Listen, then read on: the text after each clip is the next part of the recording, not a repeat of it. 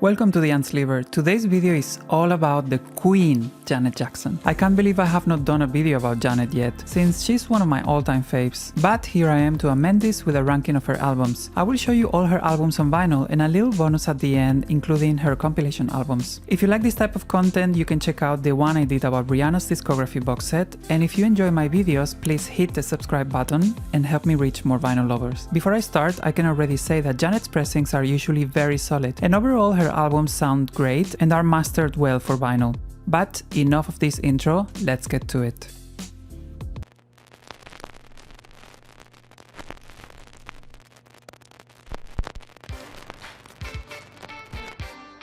At number 11, I would place her self-titled debut album.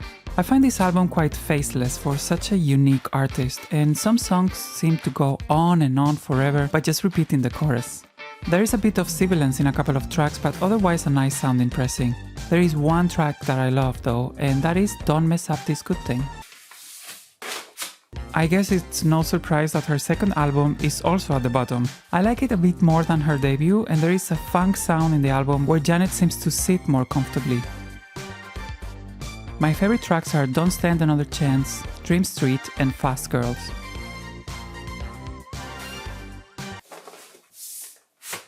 At number 9, I have placed Discipline. It's worth mentioning that from this point on, I think all her albums are different shades of great, but some I like more than others. In the case of Discipline, while being an album that I enjoy, you can tell Janet was not inspired, and for the first time since her first two albums, she didn't write any songs. I prefer the uptempo songs, as the ballads are lesser versions of songs she did in the past. My favorite tracks are So Much Better, Rock With You, Roller Coaster and Feedback. The intro for 20YO starts with Janet saying that she has nothing to say. Not a great way to start an album if you ask me. I find the songs in the album pretty good for the most part, but the lyrics are the biggest problem. Janet has always been so good at writing about different topics, and her albums before this one all had a running theme. This album doesn't have one, even though they tried it with the whole 20 years old thing referring to the release of Control, but it just doesn't work. My favorite tracks are Get It Out Me, Enjoy, and Take Care, and bonus track Days Go By. Number 7 is Control. How cool is this cover? It's one of my favorites. This was the true arrival of the artist we know and love, and her first in a long list of classic albums. It also meant her first album with Jimmy Jam and Terry Lewis, a match made in heaven. This album is wall-to-wall hits, containing 9 tracks, 7 of which were released as singles. This is the edition that was released in 2019 as part of a reissue campaign of her most classic albums. I love this album. My favorite tracks are The Pleasure Principle, Nasty, What Have You Done For Me Lately, and the title track. I think if Damita Jo was not connected to the Super Bowl and everything that happened afterwards, it would be considered up there with her classics. It is breezy and fun and a continuation of the template she began with the Janet album, but adding some interesting new songs. There were many highlights here, and my favorite songs are All Night Don't Stop, which should have been a huge hit, Slow Love, R&B Junkie, and one of the bonus tracks, Put Your Hands On.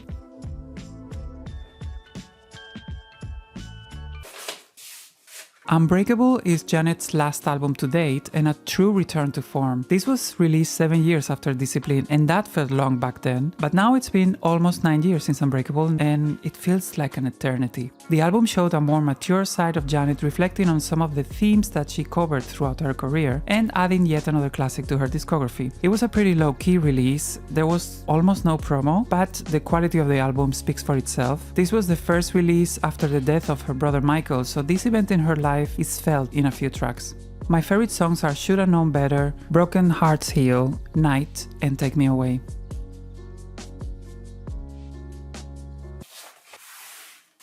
Rhythm Nation is considered Janet's best album by many people. This was her first concept album where she addressed social issues such as racism, substance abuse, or poverty. It also included empowering anthems like the title track and songs about love.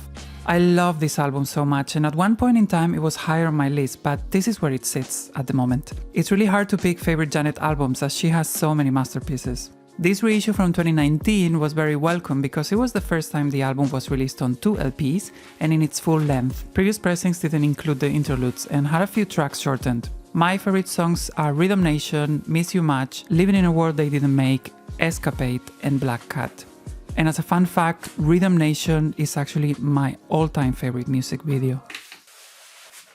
Yet another classic album and cover. The Janet album symbolized a change into a more mature and sexual artist. This is the reissue from 2019 and it was just re-released in 2023 as a 3 LP set. Both times they missed the opportunity of releasing it with a full photo as the cover, so I hope they do that in the future. I also wish they would have remastered it. The singles for this album were remastered for the #1's compilation and they sounded incredible, but those versions are only available on the CD editions, unfortunately. I always view this album as a Janet Jackson album template that she would loosely follow in her next releases, kind of like what Mariah did with Daydream.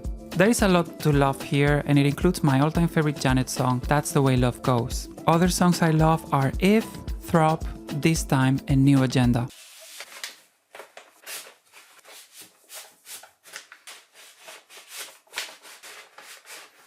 Some people might find it shocking that I put this album this high up, but I feel connected to it in a special way because this was the first album I lived in real time as a fan. But also it is a really good album, and I always see it as the extroverted antithesis to The Velvet Rope's introversion. But more on that shortly. All For You put Janet alongside the teen pop artists from the era by showing a brighter, more colorful image. But her advantage is that she was already a veteran, and this shows in many of the tracks in the album. This is the original US pressing, and it is super dynamic and punchy. There is some inner groove distortion in the song Truth, but the bass sounds beautiful in songs like Come On Get Up. And I love the warm, intimate sound on Would You Mind. My favorite tracks are You Ain't Right, When We Ooh, Trust a Try, Son of a Gun, and Feels So Right.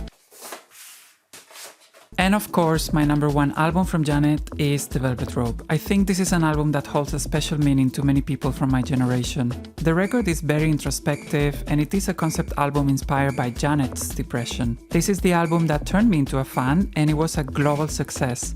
It also includes her most remembered hit, Together Again, which was a tribute to a friend she lost to AIDS.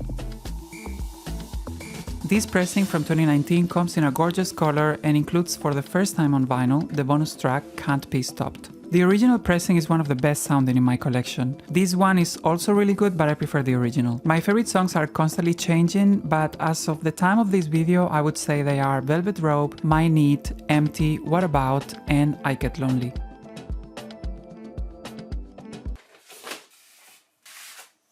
So, as I mentioned at the beginning of the video, I wanted to show you Janet's compilation albums as well. Starting with Design of a Decade, which got slightly different releases between Europe and the US.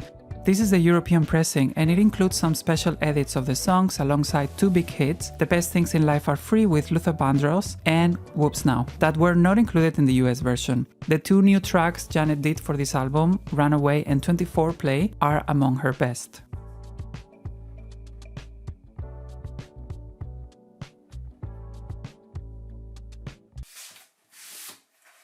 Then we have the US version with different front and back cover. This goes for a lot of money, so I found this version for a reasonable price, but it only comes with 1 disc. That's okay since I usually spin the European pressing anyway.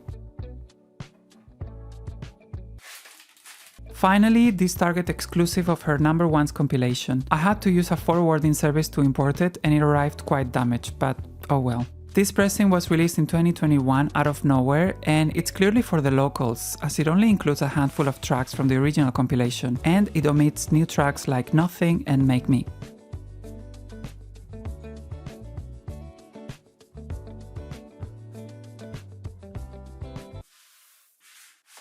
That's all for today's video. Expect more Janet content in the future, as I'm only a few singles away from completing my Janet collection. Let me know in the comments which Janet album do you love most, and if you enjoyed it, please subscribe, like and share. Thanks for watching, see you next time.